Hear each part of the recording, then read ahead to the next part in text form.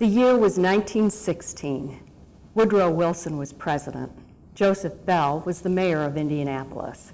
A car cost $400, and you could buy a house for about $5,000. Eddie Rickenbacker lost the sixth running of the Indianapolis 500 to Dario Resta. Europe was at war. The U.S. would join the Great War 1 year later. And on August 17, 1916, the Kiwanis Club of Indianapolis was chartered. These are some of the stories of our first 100 years. Our mission will always be children, and there will always be a need. There is a need, there always will be a need. The children in our community first, but the children around the world. No individual citizen can do all the things that a group of citizens can do when they agree to embrace the same values. Indiana State Basketball Finals Luncheon. It's been going on since 1946. It was started by one of our Earl Blakely. What we do here, we try to go beyond basketball. It's not just about sports. We honor student scholars with scholarships that we award every year, and those are provided by the Kiwanis Club Foundation of the Kiwanis Club of Indianapolis. So we do that, but we also want to inspire people that basketball is a team sport, and there is no I in team, and we want people to be inspired by what good things we can do by working together, and that's what Kiwanis is all about, is leadership development and people following through with their promises. So I've never met a Kiwanian I didn't like, and I've met a lot of them throughout the world. In 1975, Dr. Robert Briggs called together 5 people over at his house, and we sat around the coffee table with a bottle of vodka in the middle and came up with the original concept of the Kiwanis Abe Lincoln Scholarship Awards. These are people who they've battled their way through to get to where they are, and you just feel such an amazing amount of awe at what they've been able to accomplish. Some of them have had to work along with going to high school.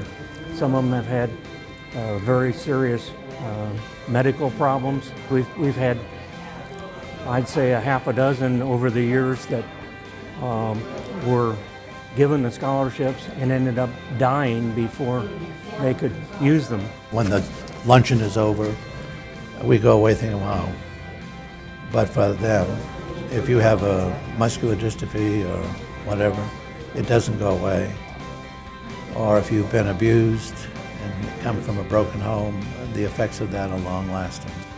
The first 2 or 3 years was rather Spartan, but the last years, of course, we're giving, as we speak, around $41,000, and we are honoring at least 25 students, where before, sometimes there'd only be 4 or 5. I think all of them are outstanding in their own stories and in their own endeavors in going into college.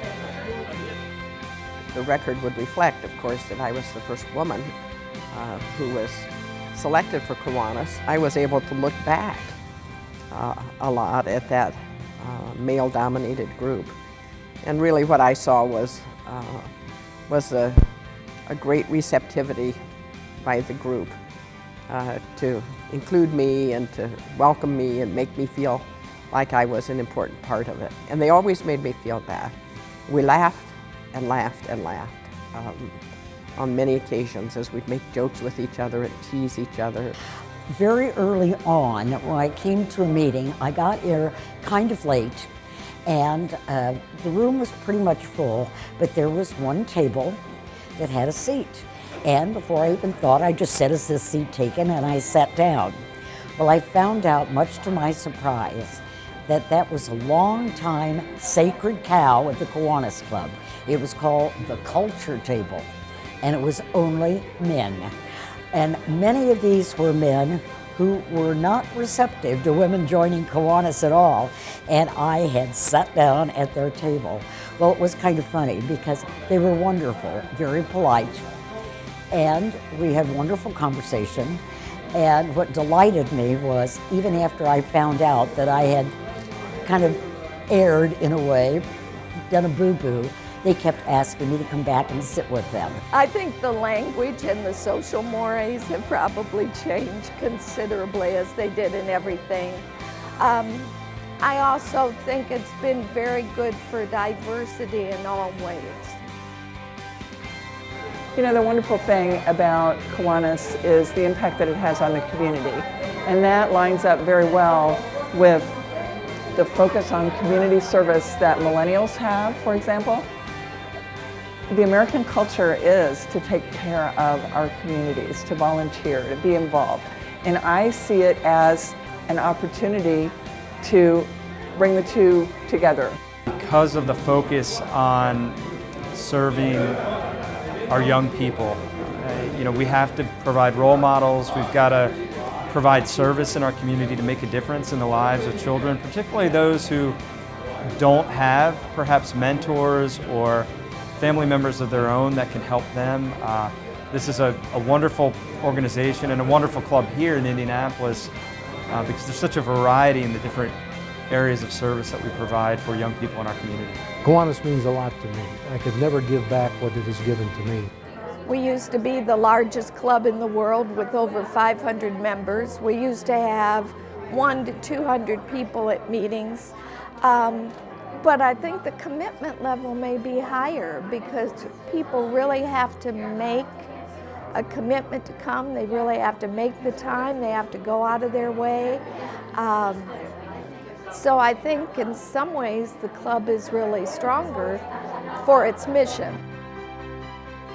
Looking back at our past, it's obvious that Kiwanis has effectively adapted to changing times, while remaining focused on serving the children of our community and the world. I look forward to beginning the next 100 years.